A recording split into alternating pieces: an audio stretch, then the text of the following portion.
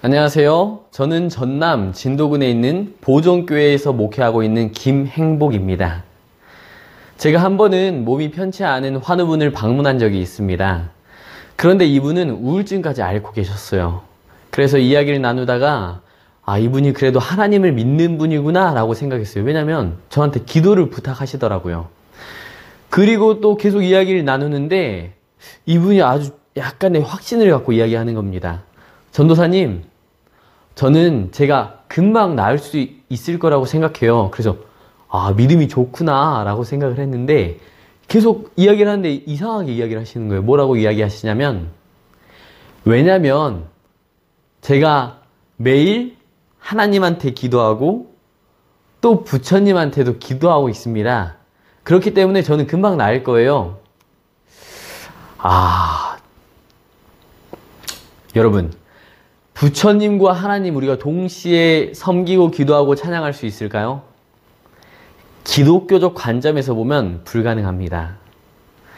교회 가고 싶을 때 교회 가고, 절 가고 싶을 때 절 가고, 그냥 내 마음만 편해지면 되는 거 아니야 라고 생각할 수 있지만 그렇지 않습니다. 이것은 교회를 마치 집 앞에 있는 가게 가는 것처럼 생각하는, 혹은 집 앞에 있는 마트 가는 것처럼 생각하는 그런 신앙이에요. 제가 자주 가는 집 가까운데 마트가 두 개 있는데요. 하나는 하나로마트, 하나는 식자재 마트입니다. 근데 저는 물건을 살 때 이 두 마트를 다 들러서 가격을 비교해보고 물건을 사요. 그래서 계란이랑 음료수는 보니까 식자재 마트가 더 쌉니다. 그래서 식자재 마트에서 샀어요. 그런데 포도, 토마토, 바나나 이런 과일은 하나로마트가 더 싸고 괜찮은 거예요. 그래서 하나로마트에 샀습니다. 이 혹시 문제가 됩니까? 아니요, 전혀 문제가 되지 않습니다.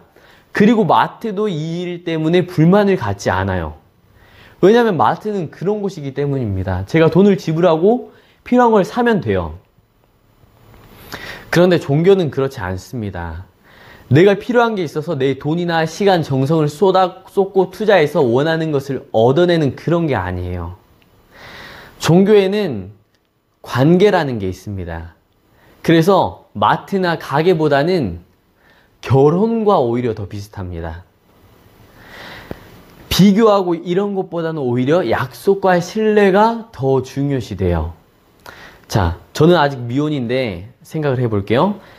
제가 마음에 드는 여자가 생겼어요.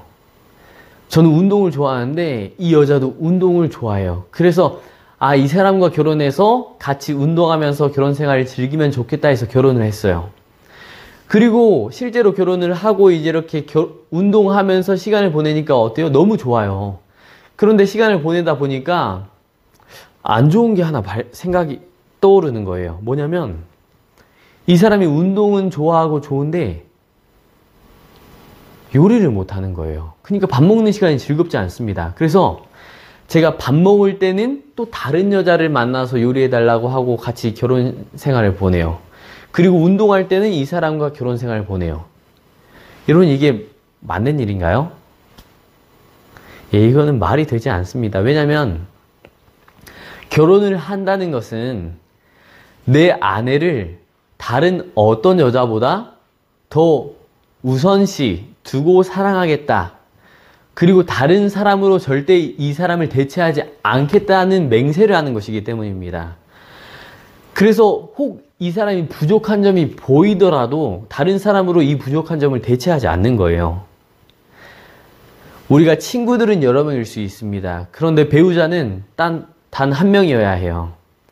우리가 스승님은 여러 명일 수 있지만 아버지는 단 한 분이어야 합니다.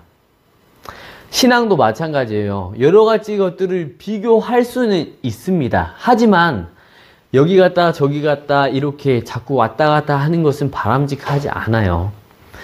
단 한순간에 단 한 분만 의지해야 하는 겁니다. 그래서 기독교의 성경에 보면 10계명이 있는데 그 10계명에 이렇게 말씀하고 있습니다. 너는 나 외에 다른 신들을 너에게 있게 말지니라. 오직 하나님만 섬기라는 거예요. 이 세상에 여러 종교들이 있는데 그 중에 단 한 종교를 선택해야 합니다. 어떤 종교를 선택하시겠습니까?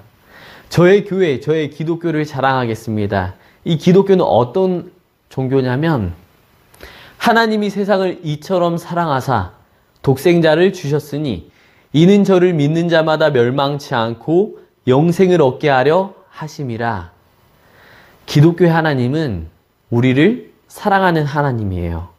무슨 말이냐면 마치 나의 부모님이 나에 대해서 그렇듯이 내가 어떤 해로운 일이나 손해보는 것을 원치 않으시는 분이라는 거예요. 나를 위해 할 수 있는 일은 다 해주고 싶어 하는 그런 사랑을 갖고 있다는 겁니다. 나를 다른 누구보다 더 잘 알고 알기 원하는 그런 분이 우리 하나님이라는 거예요. 여러분, 이 나를 사랑하는 하나님을 우리의 삶을 맡길 삶의 주인으로 선택하지 않으시겠습니까?